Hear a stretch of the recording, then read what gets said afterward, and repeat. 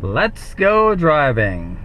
Here's a quick driving lesson, backing into a parking space on the left.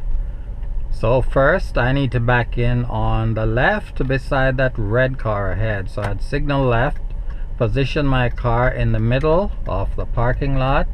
Oh no, I can't park there. We'll park in this one right here. So I have my signal on. When the back of my car is in the middle of this white car, then I stop. Just about there. Place the gear selector to reverse.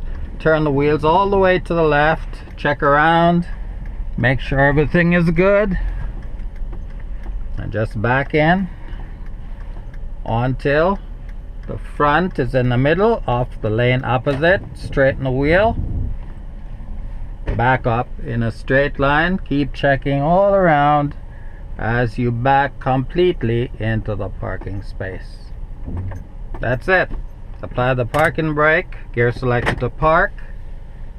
You're done.